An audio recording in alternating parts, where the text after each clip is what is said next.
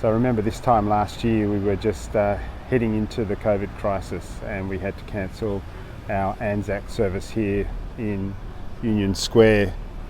This year we're still not able to hold it outside due to the constraints about outdoor activities and limited numbers, over 200.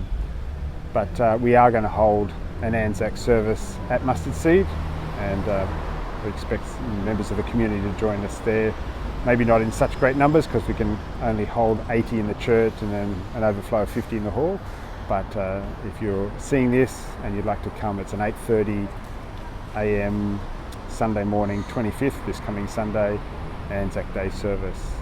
And thinking about Anzac Day got me thinking about the nature of sacrifice, because the nature of sacrifice has actually changed over the course of history. Once upon a time, when we thought about sacrifice, what we thought about was offering somebody else's life to save our own. The sacrifice was chosen, usually randomly, and given to the gods to appease the gods in some way. And you see echoes of that a little bit in some of the stories you hear about commanders in the Allied forces, particularly British commanders, I understand. They kind of saw people from the colonies were not quite the same as losing people who were from Britain itself. That's probably unfair of most of them, but there was a little bit of that came through. I remember most of my knowledge is based on the movie Gallipoli, but yeah, it's easier to lose someone who's not so close to you because they're not as close to you. And we would rather offer someone who's further away from us. But the idea of sacrifice has an inflection around the time of Christ, because Jesus comes and instead of offering someone else to sort things out, he offers himself. And sacrifice comes to mean not offering someone else, but paying a high price yourself.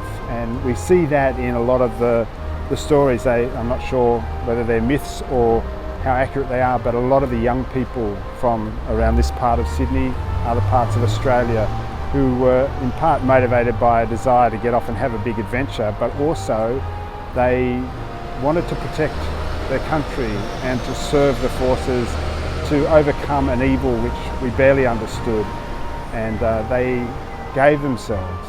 I imagine once they were in the trenches, there might have been some rethinking of what that meant and so forth. But you can see the two different versions of sacrifice. Sacrifice where we take someone else's life and offer that to save our own, or the sacrifice in which we give ourselves to save others.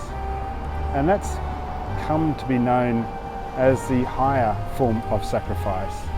And as we come to Anzac Day this year, I really want to encourage you to think about, in all the challenges that we face and the difficult situations that we have to deal with, what does sacrifice mean for you?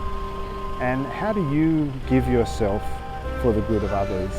And I don't put that out there simply as a challenge, but I put it out there as an idea that is full of richness and hope, because at the end of the day, we're not that proud of the times we've taken from others to save ourselves, but the times that we've given ourselves to serve and to save others, they live on forever, just as surely as we remember the people whose names are inscribed on this memorial here in Union Square.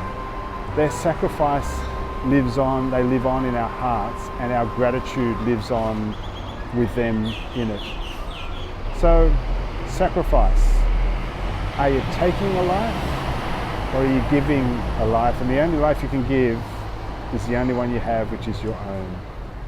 And Jesus told us, or showed us, taught us, that therein is a richness and a fullness of life that is unmatched by anything else. I hope you have a good Anzac Day. Remember those who gave all to save us.